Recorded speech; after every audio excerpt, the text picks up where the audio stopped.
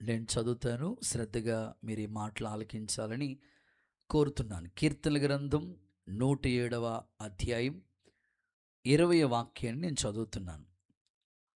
నాతో కలిసి చెప్పండి.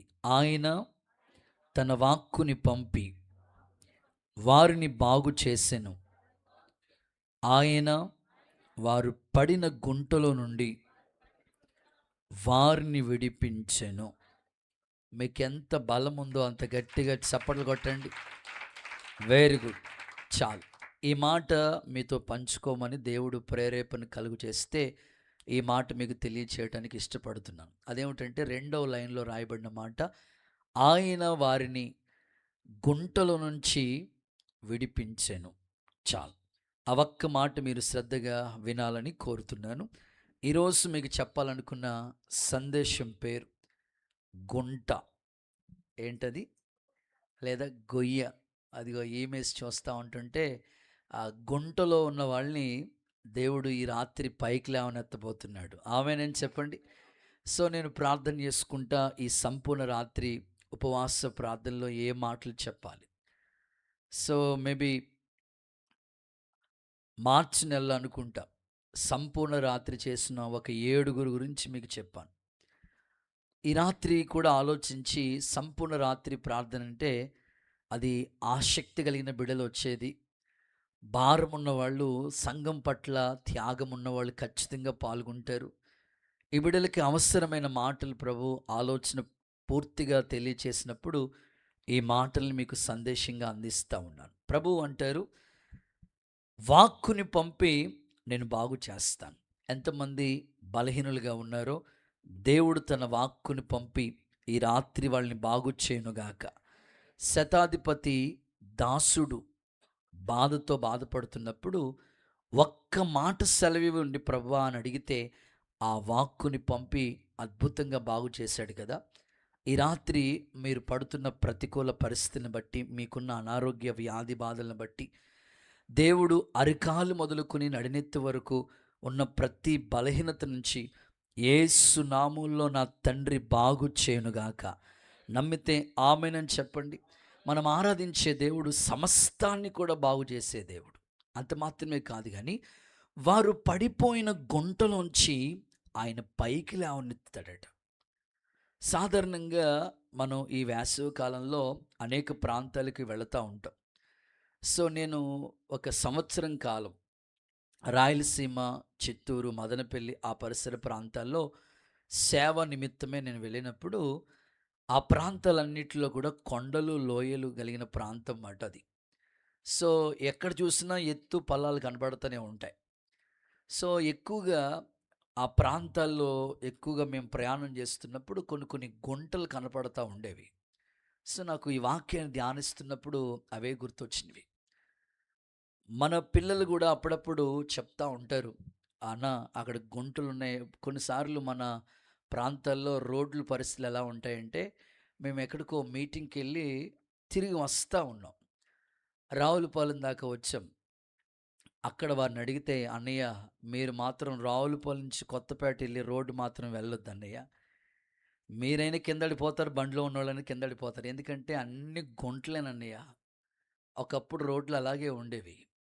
సో మొత్తం మీద ప్రభుత్వం వాళ్ళు ఆ రోడ్డు చక్కగా సెట్ చేశారు. ప్రభు ఏమంటారంటే, వారు పడిపోయిన గుంటల నుంచి నేనే వాళ్ళని లేవనెత్తుతాను.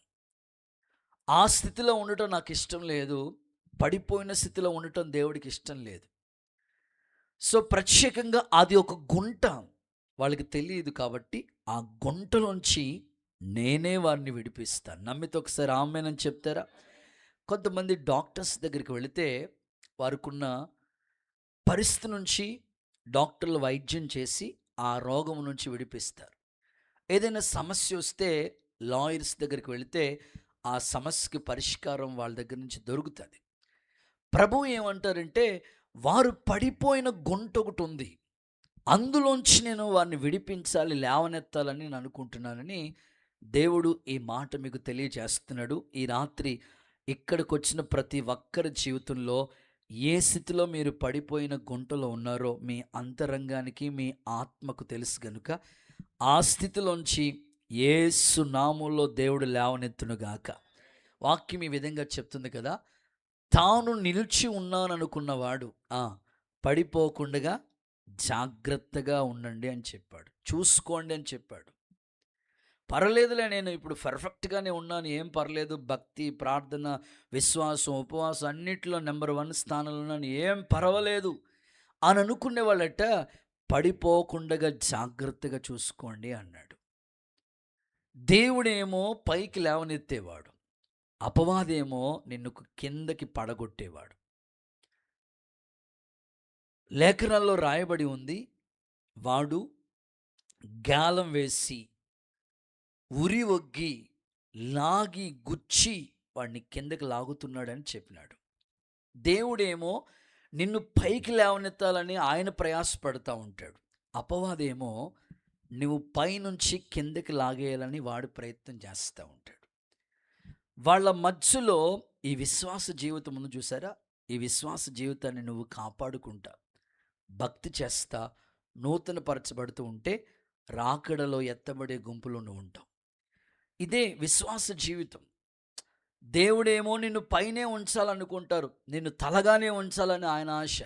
కానీ అపవాదేమో పైనున్న స్థితిలోంచి నిన్ను కిందకి లాగేయాలని వాడి ప్రయత్నం చేస్తూ ఉంటాడు. మీరు కావాలంటే లేఖనాల్లో ఒక సందర్భం మీకు చెప్తాను. ఒక చిన్న పిల్లోడండి, వాడు పెద్ద వయసు కూడా కాదు.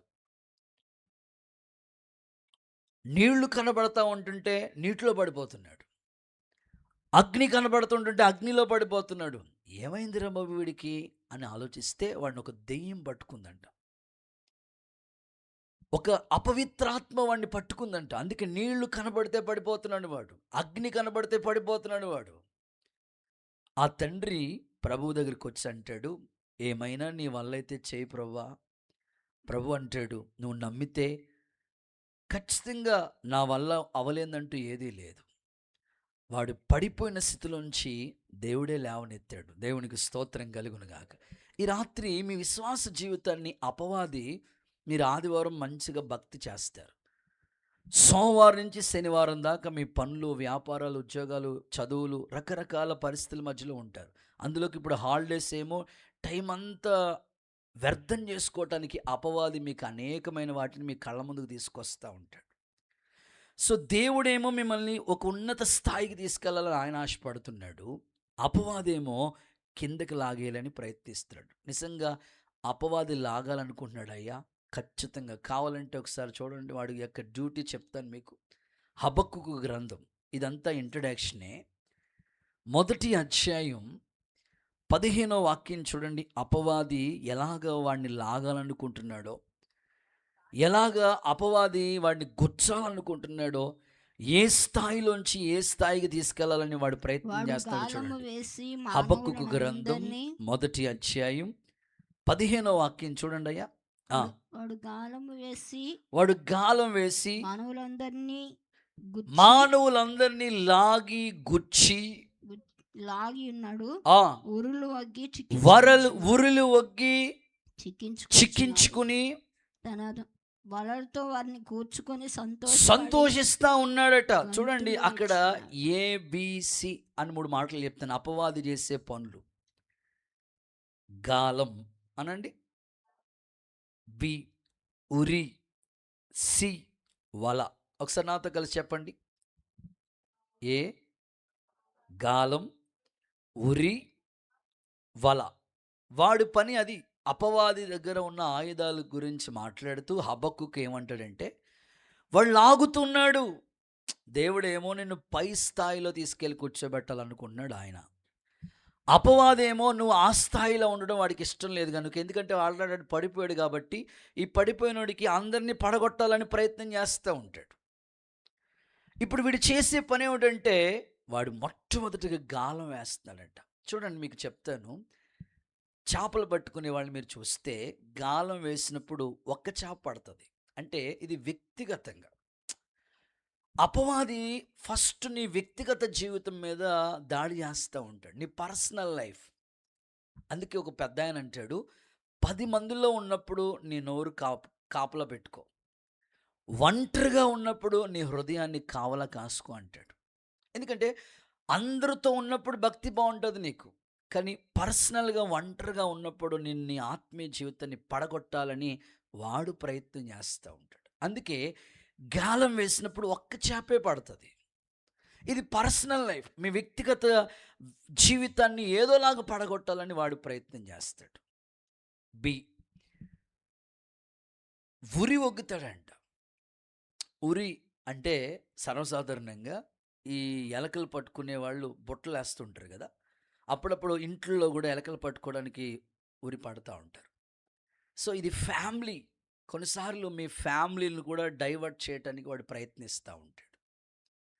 సో లాస్ట్ సి, వల, నెట్, సంఘం అంతటినీ కూడా వాడు డైవర్ట్ చేయడానికి ప్రయత్నం చేస్తూ ఉంటాడు. చూడండి, వ్యక్తిగతంగా, కుటుంబపరంగా, సంఘపరంగా ఏదో విధంగా నేను లాగాలి, కిందకి లాగేయాలని వాడి ప్రయత్నం. దేవుడు ఏమంటాడు తెలుసా? నిన్ను ఖచ్చితంగా పైనే కూర్చోబెట్టాలి, పడిపోయిన స్థితిలో ఉన్న మరలా లేవనెత్తాలని ఆయన ప్రయత్నం చేస్తున్నాడు. ఒక చిన్న ఉదాహరణ చెప్పి ముందుకెళ్తాను. నమ్మితే 2 చేతులెత్తి హల్లెలూయా అని చెప్పండి.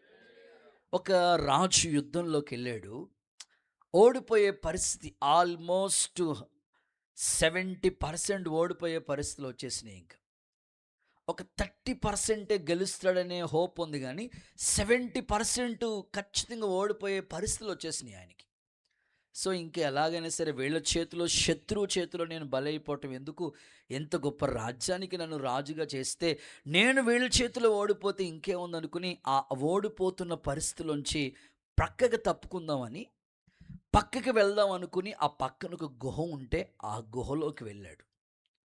ఒక్క 5-10 నిమిషాలు ఎలాగైనా సరే వీళ్ళ చేతుల నుంచి తప్పించుకుందామని ఆ పక్కన గుహ ఒకటి ఉంటే ఆ గుహలోకి వెళ్ళి నిలబడి ఆ ఓపిగ్గా ఉన్నాడు. ఆ సిచ్యువేషన్ చూస్తూ ఉన్న సమయంలో ఒక సాలిపురుగు పైకి వెళ్తూ ఉంది, 2 నిమిషాల తర్వాత కింద పడిపోతూ ఉంది, వెళ్తూ ఉంది, పడిపోతూ ఉంది, వెళ్తూ ఉంది, పడిపోతూ ఉంది. సరిగ్గా ఒక పావు గంట 20 నిమిషాలు చూశాడు. తర్వాత ఆ పైకి వెళ్తున్న, కిందకి పడిపోతున్న ఆ సిచ్యువేషన్ గమనించిన తర్వాత చూస్తే ఒక 20 నిమిషాల తర్వాత ఒక అద్భుతమైన గూడల్లేసింది అది.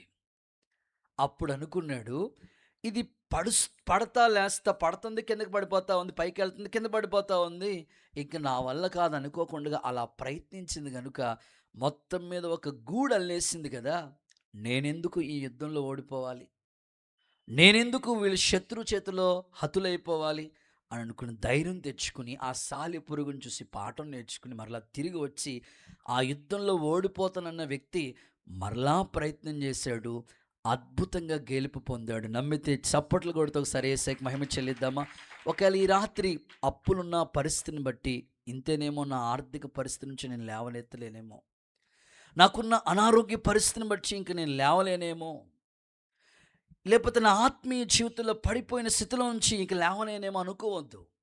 మరలా దేవుడు నిన్ను పైకి లేవనెత్తే స్థితిని ఈ సంపూర్ణ రాత్రి ఉపవాస ప్రార్థనలో కూర్చున్న మీ అందరినీ లేవనెత్తి స్థిరపరచునుగాక. అందుకే మనం ఆ కీర్తన పాడుకుంటూ ఉంటాం. మన దేవుడు ఎంత గొప్పవాడంటే పడిపోయిన స్థితిలోంచే లేవనెత్తేవాడు. అందుకే ఆ కీర్తన మనం పాడుతూ ఉంటాం కదా. స్థిరపరచువాడవు, బలపరచువా, పడిపోయిన చోటే నిలబెట్టువాడవు, ఘనపరచువాడవు, హెచ్చించు మా పక్షము, ఏమైనా చేయగలవు కథ మొత్తం, నీ నామముకే మహిమంతా, ఏమైనా చేయగలవు మొత్తం మార్చ, నీ నామముకే మహిమంతా, యేసయ్యా యేసయ్యా, నీకే శాంతి. పాడదమా యేసువే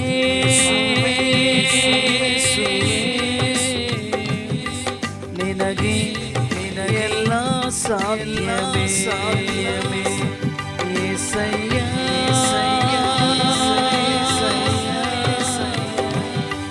నీకే సాధ్యము. హల్లెలూయా.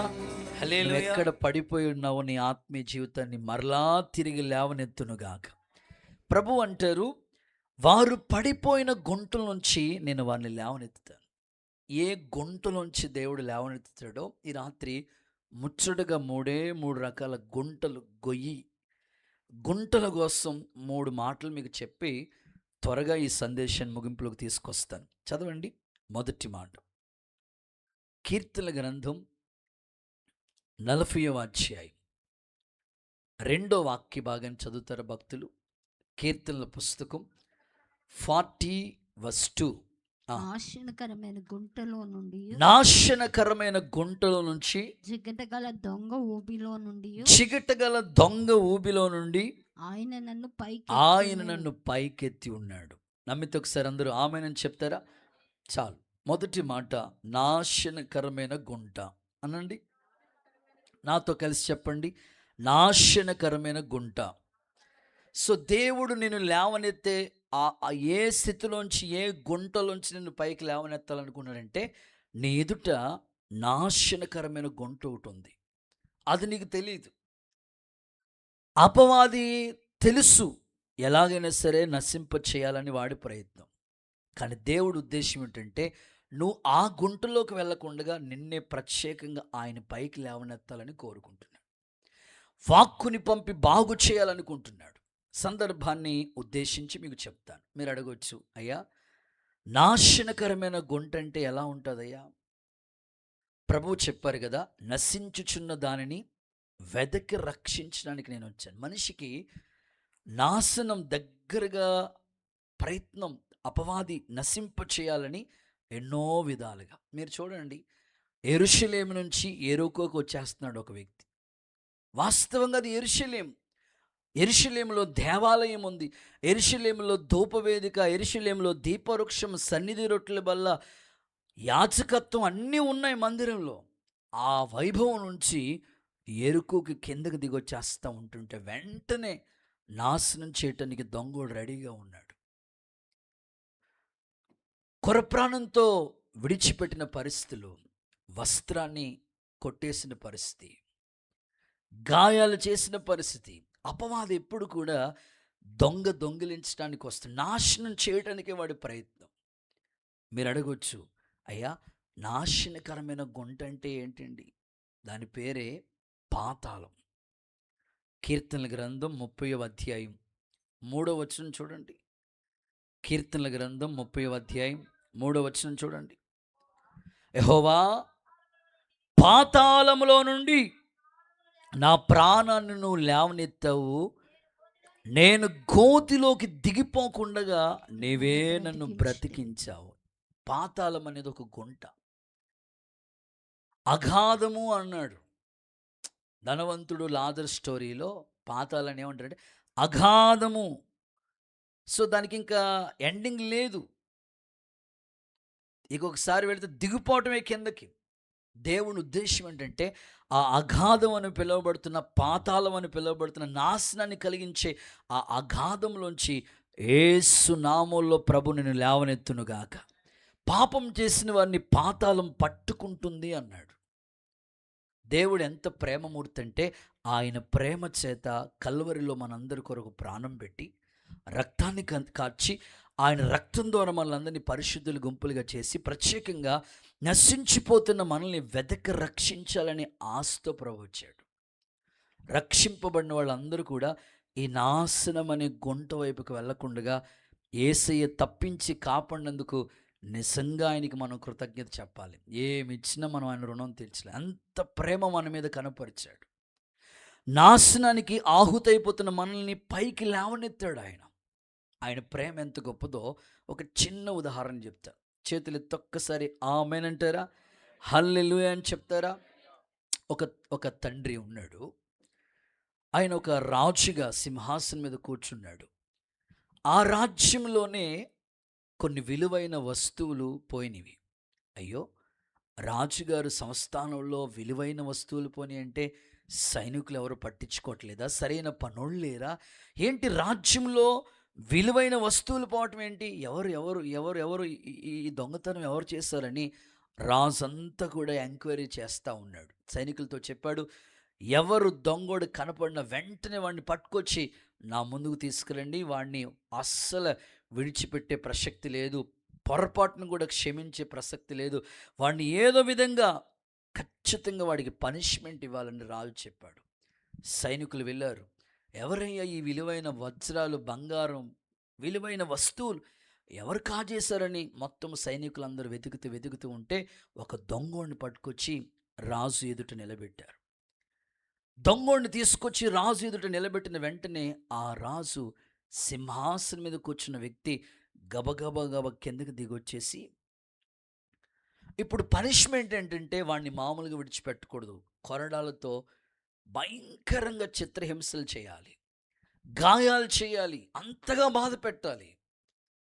వెంటనే ఆ సింహాసనం దిగి వచ్చిన వెంటనే చూస్తే తన కుమారుడే దొంగగా ఉన్నాడు. ఇప్పుడు రాజు ఆజ్ఞ ఇచ్చాడు, ఎలాగైనా సరే ఈ దొంగ చేశాడు కనుక వీడిని విడిచిపెట్టేది లేదు. వెంటనే ఆ వ్యక్తిని అలాగా కూర్చోబెట్టి అతన్ని వెనకాల ఇతను ఉండి, ఇప్పుడు కొట్టండి, పనిష్మెంట్ నేను భరిస్తాను అని అనుకుని ఆ వ్యక్తిని అక్కడ కూర్చోబెట్టి అతనికి తగలవలసిన గాయాలు ఈ రాజు చేయి కాసి, ఇలా భుజం కాసి, ఇలాగా తన్ని ఇలా కౌగిలించుకుని పట్టుకుని తన పొందవలసిన ఆ శిక్ష ఈయన భరించి, ఒక్కొక్క కొరడా దెబ్బ ఆ తండ్రి భరిస్తూ ఉంటుంటే కొడుకు అంటాడు, నాన్న నువ్వెందుకయ్యా ఈ శిక్ష భరిస్తున్నావు? ఒరే, నువ్వు చేసిన దానికి నేను భరించాల్సి వస్తుంది, ఒక్క మాట నాకు ఇవ్వరా? మరలా ఇలాంటి పొరపాటు ఎప్పుడు చేయనని ఒక్క మాట నాకు ఇవ్వరా అని ఆ తండ్రి అడిగాడు. అడిగిన వెంటనే ఆ గాయాలు చూసి ఆ కొడుకు అంటాడు, పొరపాటును కూడా ఇంక ఇలాంటి తప్పిదం నేను చేయను నాన్న, ఏదో ఆవేశంలో నేను చేశాను, పొరపాటును కూడా ఇలా చేయనయ్యా అని తండ్రి ఆ వ్యక్తితో ఆ మాట చెప్తా ఉంటుంటే, ఆ వ్యక్తి తండ్రితో చెప్తా ఉంటుంటే వెంటనే ఆ గాయాలతో ఉన్న తండ్రి చెప్తున్నాడు, ఒరే నిన్ను క్షమించి నువ్వు పొందవలసిన శిక్ష నేను భరించాను, నిన్ను ఇప్పటితో క్షమిస్తున్నాను, అయితే నేనుండే చోటు నిన్ను కూర్చోబెట్టాలనుకున్నాను అని చెప్పి ఆ పడిపోయిన స్థితిలో ఉన్న వ్యక్తిని తీసుకెళ్ళి సింహాసనం మీద కూర్చోబెట్టాడు. ఇది తండ్రి ప్రేమ. చప్పట్లు కొడుతూ ఒకసారి యేసయ్యకి మహిమ చెల్లిద్దామా? ఒక తండ్రి ఒక కుమారుడి కోసం ఇంత త్యాగం చేస్తే పరలోకపు తండ్రి గొంటులోకి వెళ్ళిపోయిన నిన్ను, ఆ నాశనం అనే పాతాళానికి దిగిపోతున్న నిన్ను దేవుడు లేవనెత్తాడు. చూసారా, ఇది ఎంత ప్రేమో. అందుకే యెషయా గ్రంథంలో ఈ మాట రాశారు. చూడండి, యెషయా గ్రంథం 38వ అధ్యాయం 17వ వాక్యం చదువుతారు ఒకసారి. యెషయా గ్రంథం 38వ అధ్యాయం 17వ వాక్యం. యెషయా గ్రంథం 38, 17. నీ ప్రేమ చేత అనే మాట చదువు నాన్న. నీ ప్రేమ చేత, నీ ప్రేమ చేత నా ప్రాణము నాశనమనే గోతులో నుండి విడిపించితివి. నీవు నా వెనక తట్టు నా పాపములన్నీ పారవేశావు. కొట్టండి చప్పట్లు, యేసయ్యకి మహిమ వచ్చినట్లుగా. నీ ప్రేమ చేత నా ప్రాణాన్ని నాశనమనే ఆ గుంటలోంచి పైకి లేవనెత్తావు. మరి దేవునికి ఎంత కృతజ్ఞత చెప్పాలి మనం? దేవుడు తెలియకపోతే నిజంగా మనం నాశనం అనే గుంటలోకి వెళ్ళిపోయేవాళ్ళం. మరి ఎంతగా ప్రాణాన్ని త్యాగం చేసి ఆయన ప్రేమ చేత ఆ నాశనమైన గోతులోంచి మనం విడిపించినందుకు. అందుకే ప్రతిరోజు మీకు రక్షణ గురించి దేవుడికి ఎప్పుడు సాక్ష్యం చెప్తూ ఉండాలి. అనుదినము రక్షణ వార్త ప్రకటించాలి మనం. రక్షణ ఆనందం నాకు మరలా దయచేయమని భక్తుడు అడిగాడు. అందుకే నువ్వు రక్షణ ఊరకనే వచ్చిందని చాలామంది నిర్లక్ష్యం చేస్తూ ఉన్నారు. ఆయన త్యాగం చేస్తే వచ్చింది రక్షణ, ఆయన ప్రాణం పెడితే వచ్చింది రక్షణ. అందుకని నాశనానికి వెళ్ళిపోవాల్సిన నన్ను ప్రభా నిజంగా నన్ను కాపాడావు, నిజంగా రక్షించావు, ఇంతకన్నా నీకు ఏమిచ్చిన నీ రుణం తీర్చలేం ప్రభా. ప్రతిరోజు నీకు ఇచ్చిన ఆ గొప్ప రక్షణని దేవుని దగ్గర త్యాగాన్ని గుర్తు చేసుకుంటా ఆ స్థితి నుంచి మనం లేవనెత్తినందుకు దేవునికే మహిమ కలుగునుగాక. ఒకసారి అందరూ ఆమేనని చెప్పండా. ఇంకొంచెం గట్టిగా చెప్పండి, చేతులుపుతూ హల్లెలూయా. సరే, రక్షింపబడ్డం, అమ్మయ్య. పాతాళానికి వెళ్ళిపోకుండా రక్షింపబడ్డం, అమ్మయ్య. యేసు రక్తం ద్వారా మన పాపాలన్నీ కడిగివేశాడు. ఆమేన్. ఇంతటితో అయిపోయిందా? లేదు, ఇక్కడితో అయిపోలేదు. ఇప్పుడు నేను చెప్పాను కదా, అపవాది నువ్వు రక్షింపబడిన కూడా మరలా గోతులోకి తీసుకెళ్లాలని వాడి ప్రయత్నం చేస్తున్నాడు. ఎలా? ఇర్మియా గ్రంథంలోకి రండి, 9వ అధ్యాయంలోకి రండి, 23వ వాక్యం చదువుతారా? ఇర్మియా గ్రంథం 9:23. యెహోవా ఇలాగు సెలవిస్తున్నాడు. జ్ఞాని తన జ్ఞానమును బట్టి 9:23 చదివేది మీరు? 17 చదువుక. ఇర్మియా సైన్యములకు గ్రంథం. అధిపతియగు యెహోవా ఇలాగు సెలవిచ్చుచున్నాడు, ఆలోచింపుడి. 21 అక్క, కరెక్ట్. 9:21. వీధుల్లో పసిపిల్లలు లేకుండా, వీధుల్లో పసిపిల్లలు లేకుండా, రాజమార్గాల్లో రాజ్యమార్గంలో యవ్వనస్తులు లేకుండగా వారిని వాళ్ళని నాశనం చేయటానికే మరణము కిటికీల గుండగా ఎక్కుచున్నది. మన నగరంలో ఆల్రెడీ ప్రవేశిస్తూనే ఉంది. అక్కడ చెప్పిన మాట చూడండి, ఇద్దరు వ్యక్తులు, పసిపిల్లలు, యవనస్తులు, వాళ్ళు ఉండకూడదు. ఇది ఎవరు టార్గెట్? అపవాది ప్రయత్నం చూడండి. వాళ్ళని ఎలాగైనా సరే నాశనం చేయాలి అని వాడు ప్రయత్నం చేస్తూ ఉన్నాడు. ప్రస్తుతం ఇప్పుడున్న ట్రెండ్ కూడా, ఇప్పుడున్న సమాజంలో కూడా ప్రస్తుతం అపవాది అంతా కూడా యవనస్తుల మీద టార్గెట్, పసిపిల్లల మీద టార్గెట్. వాళ్ళు అసలు దేవుని దగ్గరికి రాకుండా ఒక సెల్ ఫోన్ ఒకటి పడేస్తున్నారు. ఆ గేమ్లో వాడు ఇన్వాల్వ్ అయిపోయి అసలు దేవుని దగ్గరికి వద్దామన్నా, సన్నిధికి రమ్మన్నా, సండే స్కూల్ అస్సలు రావట్లేదు వాడు. ఇక యూత్ వాళ్ళ సంగతి అయితే ఇంకా అసలు చెప్పక్కర్లేదు.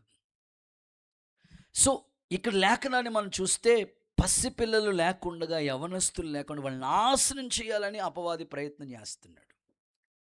సరే, యవనస్తులు అయిపోయారు, పసిపిల్లలు అయిపోయారు, పెద్దోళ్ళ సంగతి ఏంటండి అయ్యగారు?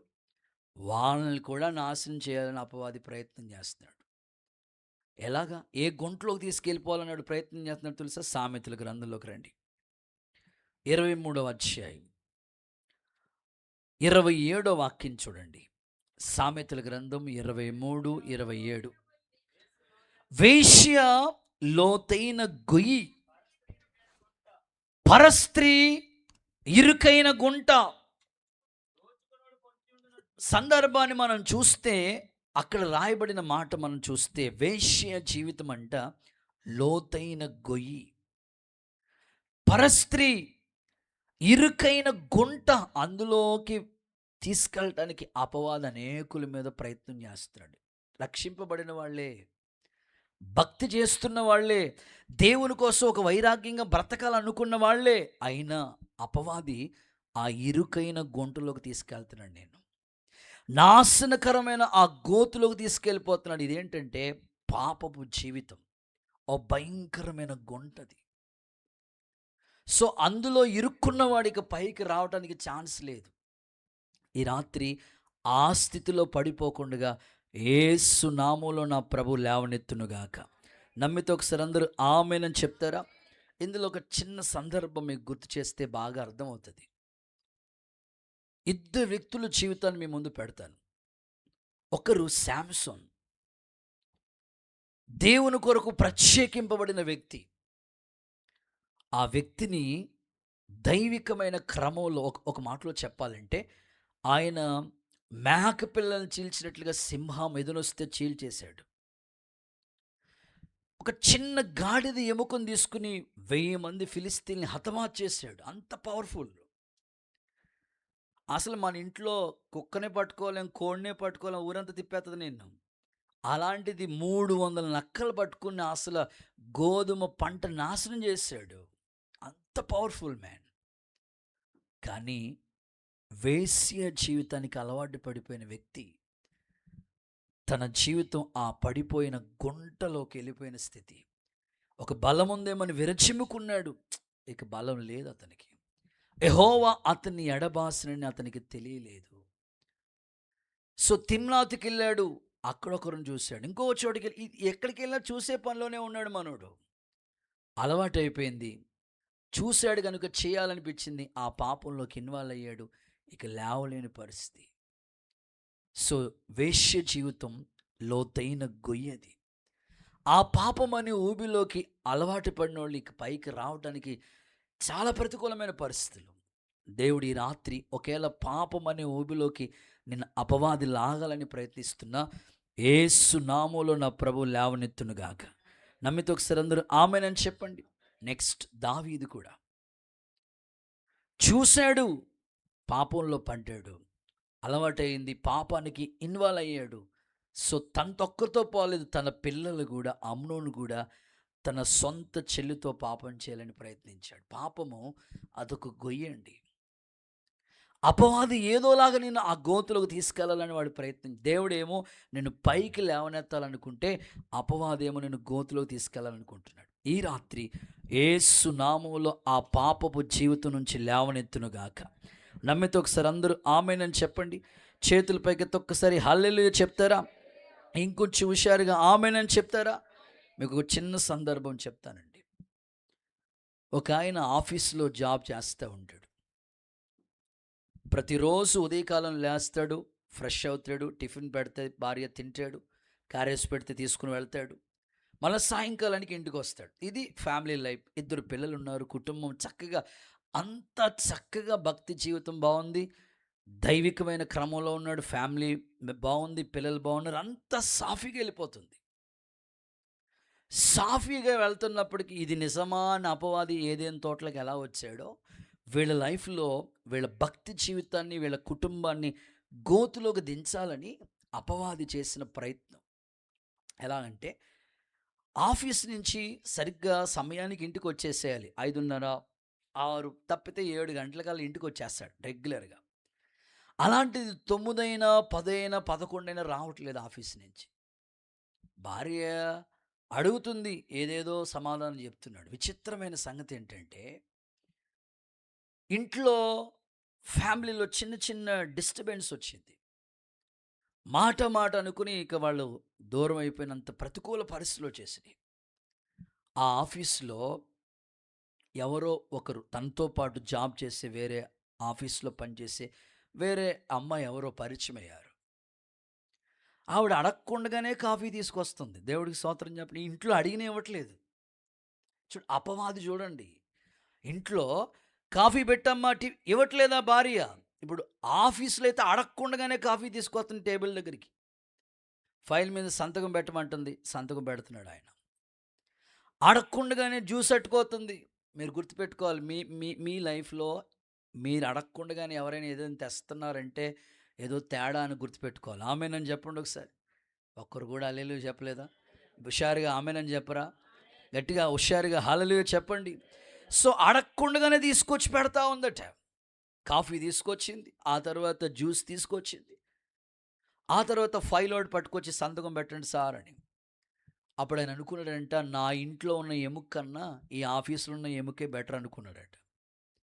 సో ఇంటికి రావటం ఇంకా ఆలస్యం చేస్తూ ఉన్నాడు. భార్యని పట్టించుకోవట్లేదు, పిల్లల్ని పట్టించుకోవట్లేదు. అపవాది చూడండి ఆ గోతులోకి, ట్రాప్లోకి దించుతూ ఉన్నాడు. సో అలాగలా స్నేహం కాస్త పరిచయం అయిపోయింది. ఎప్పుడు ఫోన్ చేసినా బిజీ అని వస్తుంది. భార్యకి బాధ కలుగుతుంది.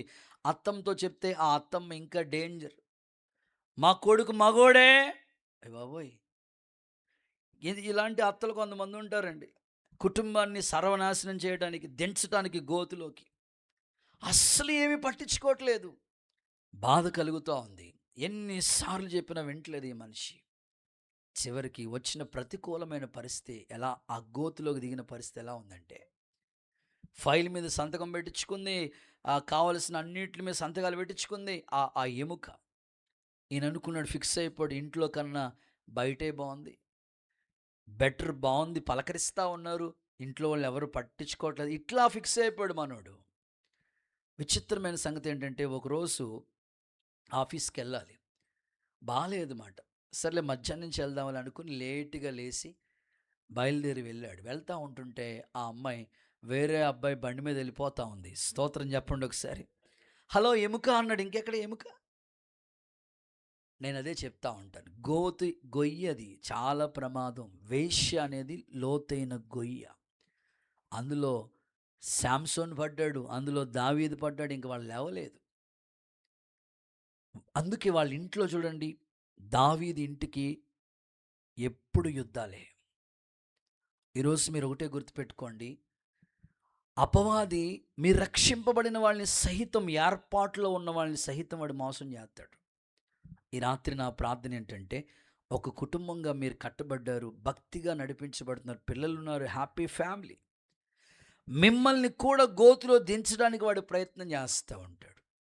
యేసు నామములో అపవాది క్రియలని లయమైపోనుగాక, నాశనకరమైన గుంటలోంచి దేవుడు విడిపించునుగాక. అందుకే మనం ఆ కీర్తన పాడుతూ ఉంటాం 6:8. దేవుడు చేసిన ఎంత గొప్ప కార్యం ఏంటంటే, నశించిపోయిన నన్నయ్య నువ్వు వెదకి రక్షించావు ప్రభువా. ఎంత ప్రేమమూర్తివయ్యా నువ్వు. ఎడబాయని నీ కృపలో నడిపించిన నా దేవా, దయగల్గిన నీ ప్రేమలో నన్ను నిలిపిన నా ప్రభువా, నీకేమి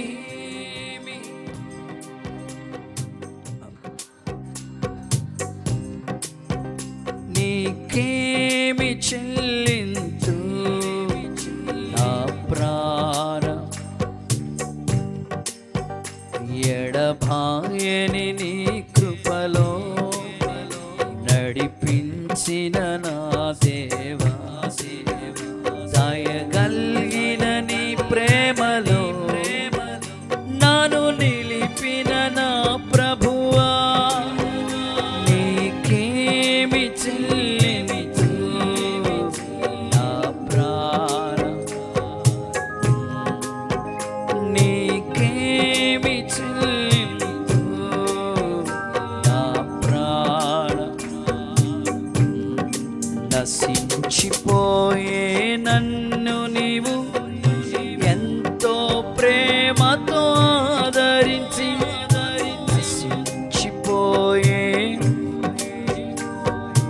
ఎంతో ప్రేమతో ఆదరించి, నిత్యములో నన్ను నీ స్వాస్థ్యముగా, నిత్యములో నన్ను నీ స్వాస్థ్యము, రక్షణ భాగ్యము నొసగితివి, నీకేమి చెల్లించు నా దేవునికి ఇచ్చిన రక్షణ బట్టి స్తుతించు, రక్షణ బట్టి స్తుతించు. నీకేమి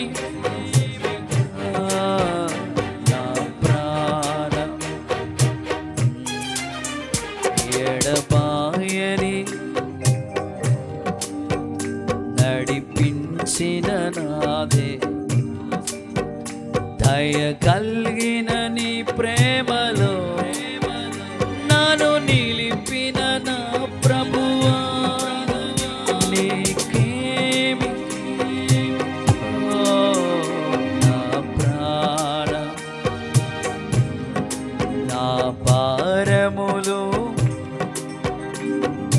నా నీడగా నాకు తోడయుండి, నా భారములు నీకు ఇచ్చిన రక్షణ గుర్తు చేసుకో, నీ స్థితిని గుర్తు చేసుకో, నీ స్థితిని గుర్తు చేసుకో. చెదరిన నా హృది బాధలన్నిటిని, చెదరిన నా హృది బాధలన్నిటిని నాట్యముగా ఆచితివే.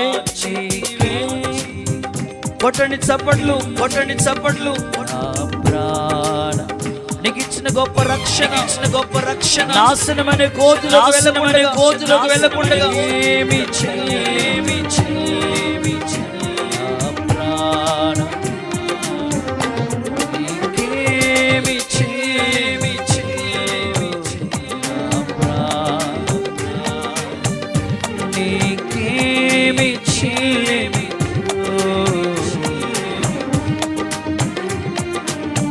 హల్లెలూయా, హల్లెలూయా. ప్రభు మనలందరినీ ఆ నాశనమైన గోతులకు వెళ్లకుండా కాపాడినందుకు చప్పలు కొడుతూ బిగ్గరగా మహిమ చెల్లించండి. గుడ్. రెండో మాటలకు వచ్చేస్తుంది. సెకండ్ వన్, నేను వారిని పడిపోయిన గుంటలోంచి లేవనెత్తాను. ఏ స్థితిలో ఏ గుంటలో బిడలు పడిపోతున్నారో కొన్ని రకాల గుంటల గురించి ప్రభు చెప్తున్నాడు. ఒకటి నాశనకరమైన గుంట, అదే పాతాళం, అలాగే వేశ్య జీవితం, పాపం. ఆ గుంట నుంచి దేవుడు పైకి లేవనెత్తాడు. సెకండ్ వన్, రెండోది ఆదికాండ గ్రంథం 37వ అధ్యాయం 24వ వాక్యం చూడండి. ఆదికాండం, జెనసిస్ చాప్టర్ 37:24. అతన్ని పట్టుకుని ఆ గుంటలో పడద్రోసిరి. ఆ గుంటలో పడగొట్టారు. ఆ గుంటది ఎలాంటిది తెలుసా? వట్టిది, అందులో నీళ్లు లేవు. చాలు, నాతో కలిసి చెప్పండి, వట్టి గుంట. మీ పక్కోళ్ళకి షేక్ అండి, చెప్పండి వట్టి గుంట. మీరు ఎలా చెప్తారంటే మట్టి కుండ అన్నట్టు ఉంది. చెప్పండి చెప్పండి, వట్టి గుంట. ఏం ఉండవు అందులో, నీళ్లు లేవు, వట్టి గుంట. సో ఇది యోసేపు జీవితం. ఇక్కడికి వచ్చిన వాళ్ళందరికీ ఈ పాయింట్ ఖచ్చితంగా అవసరం. యేసు నామములో మీతో ప్రభు మాట్లాడును గాక. ఇక్కడ యోసేపు జీవితాన్ని మనం అధ్యయనం చేస్తే, కలల రాకుమారుడు వస్తున్నాడు. అరే వచ్చేస్తాడు రా బావాడు, అరే వచ్చేస్తాడు. కలల రాకుమారుడు వీడి కన్న కళ్ళన్నీ ఏమైపోతే చూద్దాం లేరా బాబు అనుకుని రావటమే తీసుకెళ్ళి చంపేద్దామని ప్రయత్నం చేస్తూ ఉంటుంటే, రూబేన్ అంటాడు, పెద్దోడు కదా కొంచెం ఆలోచించి అంటాడు, వీడిని చంపేతో ఉపయోగం ఏంటరా, ఎక్కడో పడేయండి అన్నారు. సరే తీసుకెళ్ళి ఆ నీళ్లు లేని వట్టి గుంటలో పడేశారు. వట్టి గుంటలో పడేశారు, నీళ్లు లేవు. ఆ తర్వాత యోధా చూసంటాడు, అరే బాబు కొట్టుబెట్లు ఆడిపోతున్నాడు రా బాబు, వీడిని తీసుకెళ్ళి మిద్యానీలకి అమ్మేయండి. సో యోసేఫ్ లైఫ్ అంతా కూడా తనకిచ్చిన కలలు, తనకిచ్చిన దర్శనం, అవేమీ నెరవేరకుండా ఎంత ప్రతికూలమైన పరిస్థితులు వచ్చినాయి చూడండి. మీ లైఫ్లో కూడా మీరు కూడా వట్టి గుంట, నిజంగా నిరాశకి గుర్తుగా ఉంది. ఏమీ లేదు, వట్టిది. మీ జీవితంలో కూడా కష్టపడి సంపాదిస్తున్న నెల వచ్చినప్పటికీ ఏమీ లేకుండా జీరో అకౌంట్, కష్టపడి చదువుతున్నా ఏ ప్రతిఫలం లేకుండా అంత నిల్, ఎన్ని ప్రయత్నాలు చేస్తున్నా అన్ని నిల్. అరే భక్తి చేయట్లేదా, ప్రార్థన చేయట్లేదా, ఉపవాసాలు ఉండట్లేదా, దేవుడు నన్ను చూడలేదేమో అని అనుకుంటున్న వాళ్ళు ఇక్కడ చాలామంది ఉన్నారు. వాళ్ళతో దైవ సేవకుడిగా నేను చెప్తున్నాను, నీ లైఫ్లో కూడా వట్టి గుంట లాంటి స్థితులు ఎదురవుతున్నాయేమో. ఆ గుంటలోనే నువ్వు ప్రజెంట్ ఉన్నావేమో.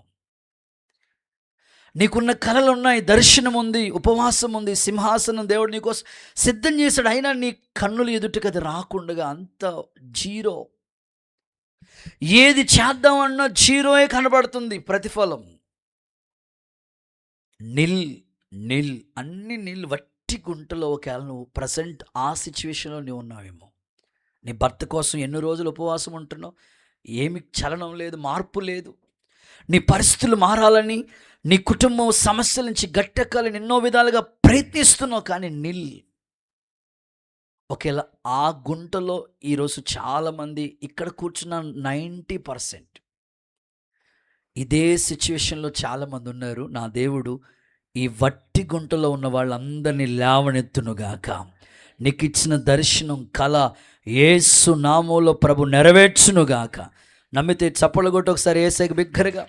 వట్టి గుంట అంటే మీరు నోట్ చేసుకోండి, ఏమీ లేని పరిస్థితి, వట్టి నిల్, ఏమీ లేదు. వట్టి గుంట, అసలు ఏమీ లేదు, అసలు నిరాశ. దేవుడు ఆ స్థితిలోనే ఉంచలేదు. ఒకటే గుర్తుపెట్టుకోండి, ఈ మాట ఖచ్చితంగా చెప్తాను. ఇప్పుడు మీరు తలల పైకెత్తి ఈ మాట శ్రద్ధగా వినాలి. మనుషులు గోతులు తవ్వుతూ ఉంటారు, మనకి తెలుసా మీకు? యోసేపు వాళ్ళ సొంత అన్నలే కదండి, వాళ్ళు వేరే వాళ్ళు అనుకుంటే సొంతోళ్ళే, ఇంటోళ్ళే గోతులో పడేశారు. అప్పుడప్పుడు మీరు ఈ మాట వింటారు, వాళ్ళు మాకు గోతులు తవ్వేస్తున్నారండి బాబా. మీరు గుర్తుపెట్టుకోండి, మీకు ఒక చక్కని ఇంపార్టెంట్ వర్డ్ చెప్తా. ₹1,00,00,000 మాట అనుకోండి, స్తోత్రం చెప్పండి, గట్టిగా హల్లెలూయా చెప్పండి. ఓకే, మీరు ఒకటే గుర్తుపెట్టుకోవాలి, వాళ్ళు గోతులు తవ్వుతున్నారు అనుకోండి, మీరు గుర్తుపెట్టుకోవాల్సిన మాట ఏంటంటే, గొయ్యి ఎప్పుడు తవ్వుతారయ్యా? సమాధి కోసం కదా.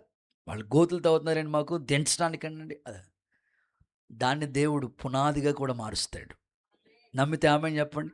పునాది వేసినప్పుడు కూడా ఏం చేస్తారు చెప్పండి? అమ్మ కూర్చుని మీద ఉన్న పెద్ద అక్కలు, అమ్మ వందనాలమ్మ చెప్పండి అమ్మ. పునాది వేసినప్పుడు ఏం చేస్తారు? అప్పుడు గొయ్యి తవ్వుతారు. అందులో ఏమైనా ఉంటుందా? వట్టిది. సమాధి గొయ్యి కూడా ఏమైనా ఉంటుంది అందులో? అది వట్టిదే. ఒకవేళ నీకు వాళ్ళు గోతులు తవ్వచ్చేమో వెనకాల నుంచి, అయ్యా మా కొలీగ్సేనయ్యా, అయ్యా మా స్నేహితులయ్యా, మా ఇంటి పేరోళ్ళయ్యా, మేము నమ్ముకున్న వాళ్ళేనయ్యా, మా గోతులు తవ్వనివ్వండి. నీ పక్కలకి షేక్ అండి చెప్పండి, గోతులు తవ్వనివ్వండి అని చెప్పండి. దేవుడు నింపగలిగిన శక్తి ఆయనకు ఉంది. ఆమేన్ చెప్పండి ఒకసారి గట్టిగా హల్లెలూయా. సో వాళ్ళు నిన్ను ముంచాలని దించాలని గొయ్యి తవ్వినా దేవుడు దాన్ని పునాదిగా మార్చబోతున్నాడు. హల్లెలూయా. యోసేపును వాళ్ళ సొంత అన్నలే వట్టి గుంటలో పడేశారు. ఏమీ లేదు, అయిపోయింది ఇక్కడతో, ఇటు చాప్టర్ క్లోజ్ అనుకున్నారు వాళ్ళు. దేవుడు అక్కడి నుంచే స్టార్ట్ చేశాడు. కొన్నిసార్లు చాలామంది అనుకోవచ్చు, నిన్ను దించేయాలి లేకపోతే నిన్ను తొక్కేయాలి. ఎన్నైనా ప్రయత్నాలు చేయనివ్వండి, ఎన్ని ప్రయత్నాలైనా వాళ్ళు చేయనివ్వండి, మనం మాత్రం ఇది నాకు పునాది కొరకే దేవుడు చేశాడు. ఆమేన్ చెప్పండి. ఇది నాకు ఫౌండేషన్ కొరకే, నా పునాది స్ట్రాంగ్గా ఉండడం కొరకే ఈ గుంటలో నన్ను దించాడు అనుకోండి. సో యోసేపుని ఆ గుంటలోనే ఉంచలేదండి, నీళ్లు లేని ఆ వట్టి గుంటలోనే ఉంచలేదు. వట్టిది అంటే దీన్ని చక్కని నిర్వచనం చెప్తాను మీకు. విత్తనం చూడండి, విత్తనం ఉంది కదా, విత్తనం తెలుసు కదా అక్క, విత్తనం ఫస్ట్ వట్టిదే, సింగిల్, ఏం ఉండదు అందులో. ఆ విత్తనాన్ని తీసుకెళ్ళి మట్టిలో పాతిన తర్వాత, గుంటలో వేసిన తర్వాత, లేకపోతే అంతే కదా, మనం గొయ్యి తీసి పాతాం కదా విత్తనం, గుంటలోకి వేసిన తర్వాత, మట్టిలో పాతిన తర్వాత, నాటుకున్న తర్వాత ఆ విత్తనం ఎదుగుతుంది, చిన్న మొక్క అవుతుంది. ఆ మొక్క కాస్త పెద్ద వృక్షం అవుతుంది. ఆ తర్వాత ఫలాలు వస్తాయి, కాయలు కాస్తుంది, ఫలిస్తుంది, అనేకులకి నీడనిస్తుంది. విత్తనం వట్టిదే. నీ జీవితంలో కూడా ఏమీ లేదయ్యా, కూతురు పెళ్ళి ఎట్లా చేయాలి, ఏమీ లేదయ్యా, పిల్లల్ని ఎట్లా చదివించాలి, ఏమీ లేదయ్యా, ఇల్లు ఎట్లా కట్టాలి, ఏమీ లేదయ్యా, వాహనం ఎట్లా కొనాలి, ఏమీ అర్థం కావట్లేదు. అంత వట్టిదే, అంత శూన్యమే. కానీ ఆ శూన్యంలోనే సమస్త సృష్టిని చేశాడు కదా దేవుడు. నీ లైఫ్ కూడా ఒకవేళ వట్టిదన్ను బాధపడుతున్నవేమో, దేవుడు గొప్ప కార్యాలు ఈ రాత్రి ప్రారంభించునుగాక. మీరు కావాలంటే విత్తనం గురించి చదివిస్తాను చూడండి. విత్తనం వట్టిది. కొరింథీయులకు రాసిన మొదటి పత్రిక 15వ అధ్యాయం 37 చూడండి. కొరింథీయులకు రాసిన మొదటి పత్రిక 15వ అధ్యాయం దానిని చూడగా 37వ వాక్యం. నీవు విత్తిన దానిని చూడగా అది గోధుమ గింజ అయినా సరే, మరి ఏ గింజ అయినా సరే వట్టిదే, అది వట్టిదే. కానీ దేవుడు దాన్ని అద్భుతంగా ఫలింపజేస్తున్నాడు కదా. కాన్సెప్ట్ చూసుకోండి. జస్ట్ ఒక సింపుల్ ఎగ్జాంపుల్ చెప్తున్నాను. వట్టిది అంటే విత్తనం. మీరు నోట్ చేసుకోవాల్సిన మాట ఏంటంటే, విత్తనం వట్టిగానే ఉంటుంది, కానీ అది భూమిలో పాతిన తర్వాత మొలకెత్తి ఎలా వృక్షంగా చేస్తాడో, నీ ఎడల కూడా దేవుడు కలిగి ఉన్న ప్రణాళిక అంత గొప్పది.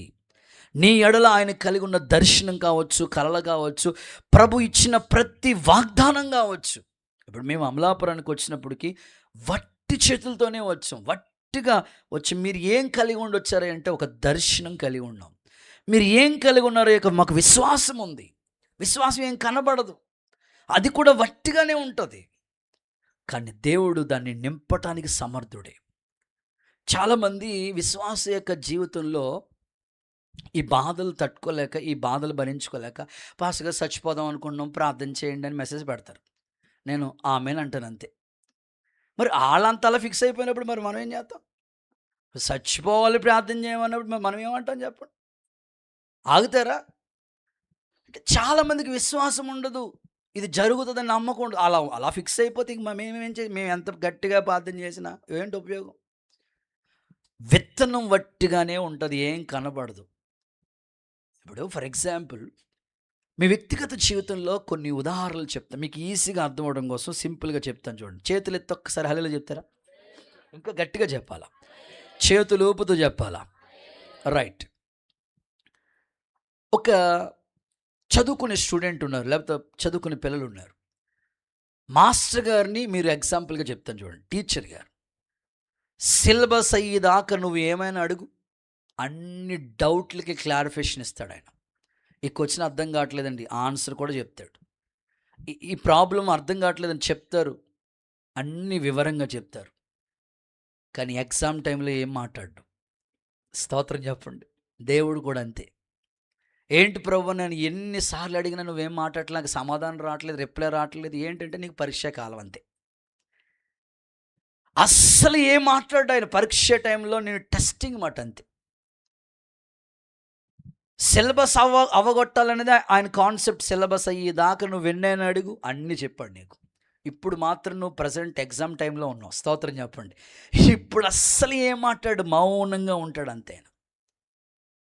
నువ్వు రాయాల్సింది ఇప్పుడు, ఆయన మాత్రం నువ్వు ఎన్నిసార్లు అడిగిన మౌనంగానే ఉంటాడు ఆయన. ఎగ్జామ్ రాస్తేనే కదా విజయం చూసేది. నువ్వు అసలు ఎగ్జామ్ రాయకుండా పరీక్ష పేపర్ చూసి భయపడిపోతే ఎట్టగా? సమస్య చూసి అమ్మో నన్ను గుంట్లో వేస్తారు, ఇంకేముంది అయిపోయింది అట్లా అనుకోవాలా. ఆ గుంట్లోంచి లేవనెత్తే మార్గం కూడా చూడండి, అక్కడ యోధాను దేవుడు నియమించాడు. చూడండి, రూబేనేమో పడేయమంటే యోధానేమో వీడిని ఇక్కడ పడేయటం ఏంటో అమ్మేద్దాం. ఆ సమయానికి చూడండి తగిన వ్యక్తుల్ని పెట్టాడు దేవుడు అక్కడ. నేను ఆశిస్తాను నిన్ను లిఫ్ట్ ఇచ్చడానికి తగిన వ్యక్తుల్ని దేవుడు నియమిస్తాడంతే. గట్టిగా ఆమెను చెప్పండి. నీ స్థితిని మార్చడానికి ఎవరొక వ్యక్తిని వాడుకుంటాడు దేవుడు. నువ్వు అదే గుర్తుపెట్టుకోవాలంతే. ప్రభా, నా జీవితం వట్టిది, ఏమీ లేదా, నథింగ్. కానీ నా కోసం సింహాసనం ఉంది, నా కోసం ఒక కిరీటం ఉంది. యోసేపు జీవితంలో ఆ వట్టి గుంటలోంచి పైకి వచ్చే అవకాశం లేదనుకున్నాడేమో, కానీ దేవుడు అద్భుతంగా ఒక్కొక్కరిని నిలబెట్టుకుని చెరసాల్లోకి వెళ్ళిన, ఎన్ని భయంకరమైన నిందలు అనుభవించిన, ఎంత ప్రతికూలమైన పరిస్థితి వచ్చినా ఫలించుడు కొమ్మగానే చేశాడు కదా. గోడలు దాటి వ్యాపింపజేశాడు, సింహాసనం మీద కూర్చోబెట్టాడు కదా. ఈ రాత్రి ఒకటే చెప్తున్నాను, వట్టి గుంటనే ఒకవేళ నిరాశలో నీవు ఉన్నావేమో, నీ జీవితాన్ని ఫలభరితంగా మార్చుతాడు. నీకు ఇచ్చిన కళ దర్శనం యావత్తు నెరవేరుస్తాడు. యేసు నామంలో కృప విస్తరించునుగాక. యోసేపు గురించి చదివిస్తాను చూడండి ఆ మాట. ఆదికాండ గ్రంథం 50వ అధ్యాయం 20వ వాక్యం చదువుతారు ఒకసారి. ఆదికాండం 50:20. త్వరగా త్వరగా త్వరగా చూడండి.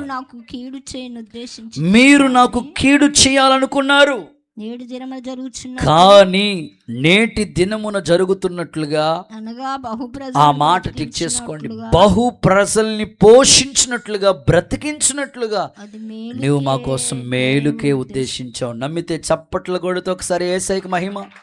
అది మేలు కోసమే ఉద్దేశించావు. ఒకవేళ నీకు ఒకవేళ శ్రమ వస్తుంది, ఏదైనా, ఎందుకు ప్రభు ఇంత శ్రమ నాకు అనుమతించావు, అది మేలు కోసమే.